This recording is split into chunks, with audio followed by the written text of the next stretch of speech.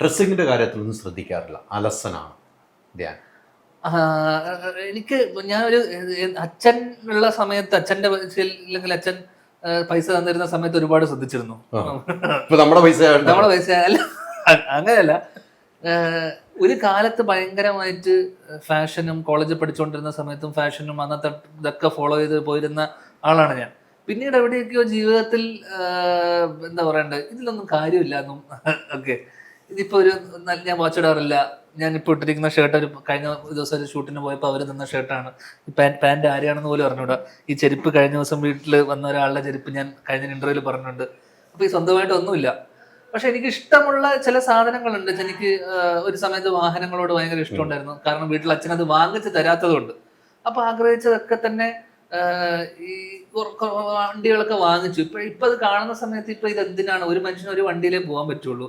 അതിപ്പോ ഏത് വണ്ടിയായാലും അവിടം വരെ എത്തിയാൽ മതി, സ്ഥലത്തെത്തിയാൽ മതി. ഇതിൽ പ്രത്യേകിച്ച് എന്താ കാര്യം എന്ന് വെച്ചാൽ ഇതിപ്പോ ഇതൊക്കെ എടുത്ത് തൂക്കി വിറ്റാലോ എന്ന് ഞാനിപ്പോൾ ആലോചിക്കുന്നുണ്ട്. അതെന്തെങ്കിലും പലർക്കും എന്തെങ്കിലും ഗുണമാണെന്നുണ്ടെങ്കിൽ അങ്ങനെ ചെയ്യാന്നുള്ളത്. പക്ഷെ ഞാൻ സമ്പാദിക്കുന്ന, നമ്മൾ ഉണ്ടാക്കുന്ന പൈസയിൽ ഒരു ഇപ്പൊ നോക്കുമ്പോൾ എനിക്കൊരു മാസം ഇപ്പൊ ഒരു പൈസ കിട്ടുന്നുണ്ടെങ്കിൽ അതിൽ 60% പൈസ കടം കൊടുക്കുന്ന ആളാണ് ഞാൻ. അതിൽ പറഞ്ഞ പോലെ നമ്മുടെ സുഹൃത്തുക്കൾക്കും നമ്മളെ വേണ്ടപ്പെട്ട ആൾക്കാരും കടമെടുക്കുന്ന ആളാണ്. അതിൽ 10% പൈസയാണ് വീട്ടിലേക്ക് ചെലവിനും പരിപാടിക്ക് അയക്കുന്നത്. ബാക്കി 10% എനിക്ക് തോന്നുന്നു ചെറിയ രീതിയിലുള്ള ചാരിറ്റിയും പരിപാടിയൊക്കെ ചെയ്യുന്നുണ്ട് നമ്മളാൽ കഴിയുന്ന. പറയേണ്ട കാര്യമില്ല. പക്ഷെ എന്നാൽ പോലും ബാക്കിയുള്ള 10%-ത്തിലാണ് അല്ലെങ്കിൽ എന്തെങ്കിലുമൊക്കെ നമുക്ക് വെള്ളം, ബാക്കിയുള്ള ഒരു 10-15% നമുക്ക് വേണ്ടി. അപ്പം വേണ്ടി എന്ത് ചെയ്യണമെന്നാണ് എനിക്കൊന്നും അറിയില്ല. അപ്പൊ ആകെ ചെലവഴിക്കുന്നത് വല്ലപ്പോഴും പുറത്തു പോകും ഭക്ഷണം വാങ്ങിക്കാനും ഭക്ഷണം കഴിക്കാനും. ഇതല്ലാതെ എനിക്ക് ചെലവില്ല. അപ്പം ഉണ്ടാക്കുന്ന കിട്ടുന്ന പൈസ വെച്ചിട്ട് എനിക്ക് എന്ത് ചെയ്യണം എന്നുള്ളത് ഇപ്പോഴും എനിക്കറിയില്ല. അപ്പൊ അതുകൊണ്ട് ഞാൻ ഇപ്പോഴും ചിന്തിക്കുന്നത്, നമുക്ക് അണ്ടർ പ്രിവിലേജ്ഡ് ആയിട്ടുള്ള, ഞാൻ കഴിഞ്ഞ സ്ഥലത്തും പറഞ്ഞു, നമുക്ക് ഇനി മുന്നോട്ട് എന്തൊക്കെ ചെയ്യാൻ പറ്റുമെന്ന് വെച്ച് കഴിഞ്ഞാൽ ഇല്ലാത്തവർക്ക് കൊടുക്കുക എന്നുള്ളത് മാത്രം ചിന്തയുള്ളൂ. അത് മുന്നോട്ട് വലിയ രീതിയിൽ പണ്ട് ഞാൻ ഏട്ടൻ തുടങ്ങിയ സമയത്ത് സിനിമയിൽ തുടങ്ങിയ സമയത്ത് അന്ന് വേൾഡ് വിഷൻ എന്ന് പറഞ്ഞൊരു ഇതിന് വേണ്ടിയിട്ട് ഏട്ടൻ അന്ന് കുട്ടികളെ പഠിപ്പിക്കാൻ വേണ്ടിയിട്ട് എല്ലാ മാസവും ഞാൻ ഏട്ടനെ കണ്ടു പിടിച്ച, കാരണം ഏട്ടൻ അന്ന് സമ്പാദിച്ച് തുടങ്ങിയിട്ടേ ഉള്ളൂ.